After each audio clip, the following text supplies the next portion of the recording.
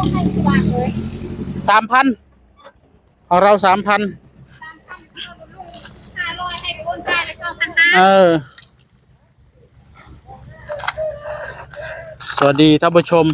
นานแล้วที่ไม่ได้เจอกันเลยล่าสุดเรามาเจอไหนเลาะนู่นมานี่เหรอเรามาเจอคนใต้นะพี่น้องเอ้ยกี่บาทคนใต้สบายดีเนาะจากบ้านจากบ้านก็เถอะไม่เจอตรงตองเจอคนใต้เดียวอันนี้ยังนี่ใส่หูเอามันส้มโดนปันไดเลยนี่ฮะไปเศร้าคนนี้เอาอะไรเราดูก่อน เอานั้นบ่เอานั้นนะจากบ้านมาบัวนี่20 บาทพอละตาเอ้ยที่เหลือที่เหลือเดี๋ยวเอาอันนั้นรถไถดึงเอาเสานะบ่ได้ยากดอกเดี๋ยวจะเคลียร์พวกแคร่พวกยังออกเลยจังดึงเอาเอากระโดดเช้า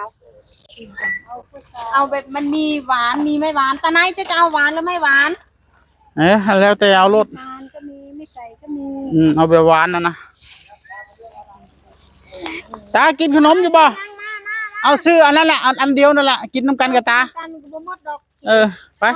ให้ตาได้กินน้ำเอาเงินมาจ่ายเขาไม่มีไปเอานะเจ้านะ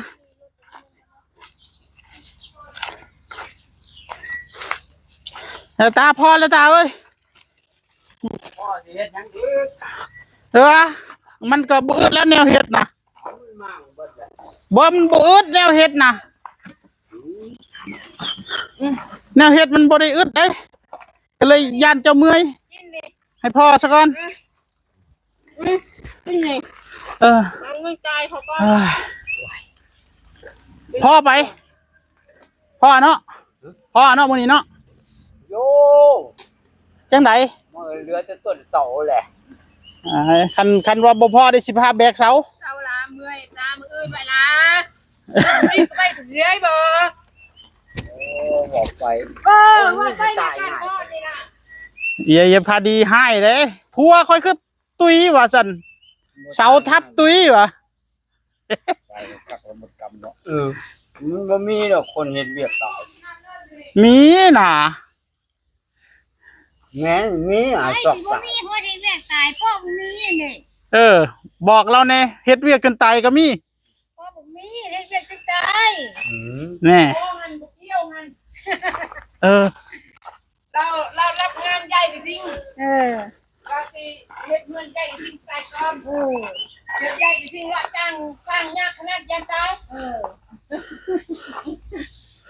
เราเสียงานจนตายเราเฮ็ดจนตาย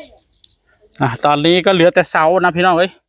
เสากิเดอยู่บ่ยากดอกเดี๋ยวยกแค่เอาโน่นนี่นั่นออกก็เดี๋ยวดึงลงเลยเดี๋ยวมื้ออื่นก่อนเลยว่าโต้ลม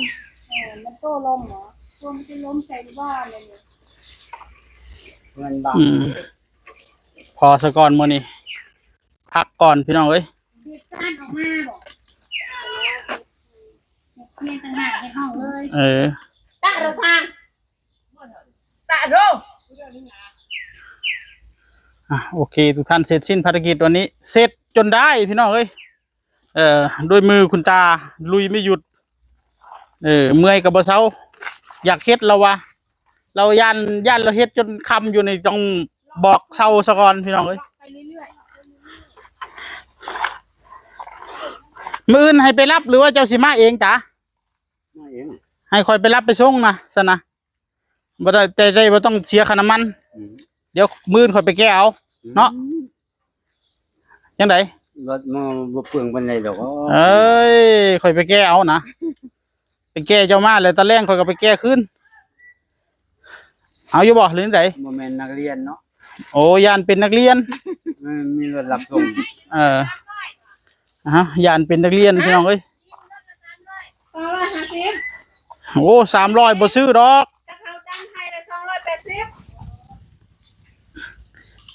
เสร็จเรียบร้อยทุกท่านเลยเหลือแต่เสามันไม่ได้ฝังลึกนะเอามือดันเอาหน่อยก็ล้มแล้ว นี่เด้ ฮะ ลมแห้งระวังเลย ระวังหยังเอารถไถเชือกพี่พุ่นนะเชือกตะบะไกพุ่นนะ ตอนแรงเลยเหรอ มันแรงเนาะหันระวังลมแห้ง ลมแห้งบ่ ลมก่อนไอ้ เออเ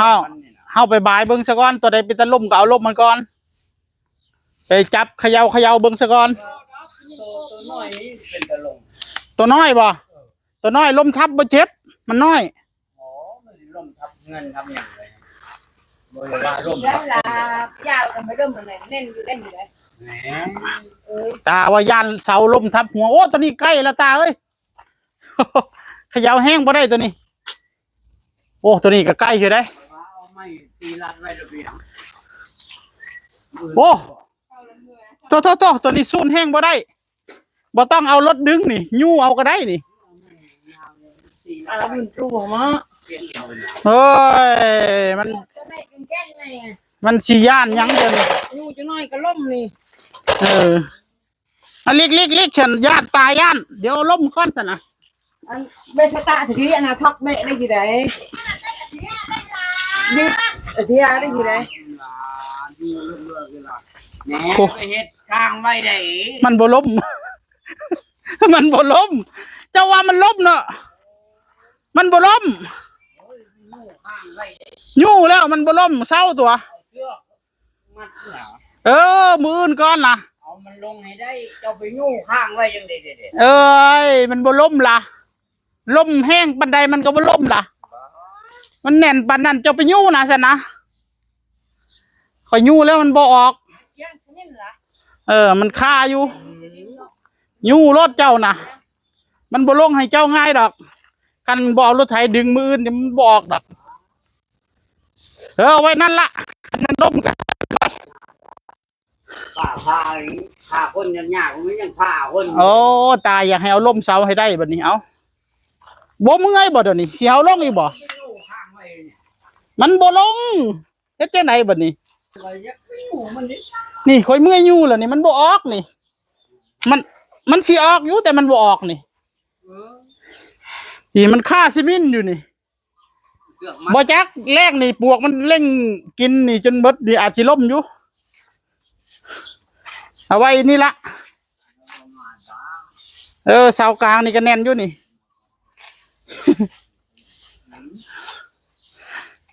เสือกกล้วยมัดแล้วก็ดึงด้วย มื้ออื่นก่อนจังเฮ็ดมื้อนี้เมื่อยแล้ว อ๋อเอาต้นนี้ลงก่อน เอาไว้นะ ลงเบิด เศร้านะ เจ้า เมื่อยเหรอ อ้างไว้เสือกก็มีอยู่นี่ ช่างมันเมื่อยแล้วมื้อนี้พอก่อนเอ้าตานี่อย่าเฮ็ดขนาดเลยมันละเงิดพ่อมันบ่ล้มดอกข่อยเมื่อยแล้วมื้อนี้นะ เขามันไปเครื่องนึงเลย มันบ่ไป มันอยู่มันบ่ไปไสดอก ภูเขาบ่มีแห้งแล้งเลย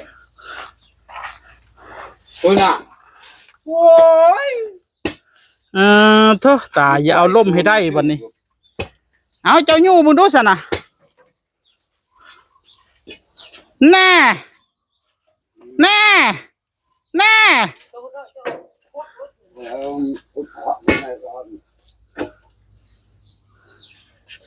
ไปว่าทุบปูนนี่มึงได้ออกแล้ว เอาไว้นั่นนะมันบ่ล้มดอกมื้ออื่นจังเฮ็ดเมื่อยแล้วมื้อนี้เศร้า มันลงใจคน มันบ่ล้มนี่เฮายู่มันก็บ่ล้มเอานี่ยู่ซะนะซอยกันตาสิเอาล้มให้ได้พี่น้องเอ้ยบาดนี่เอา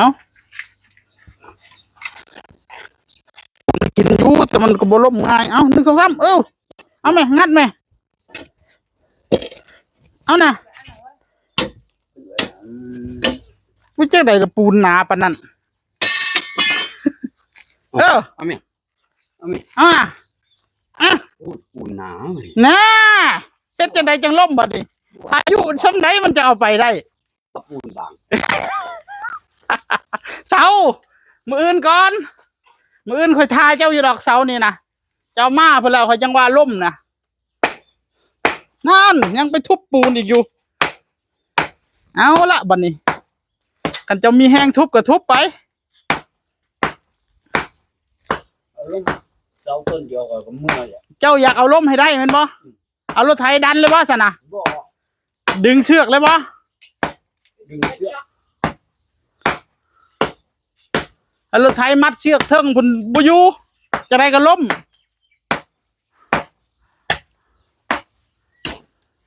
สาเหตุว่าเจ้ามันไปยุ่งมัน อ๋อคอยไปสู้ ยู่น้อยเดียวบ่ได้เลย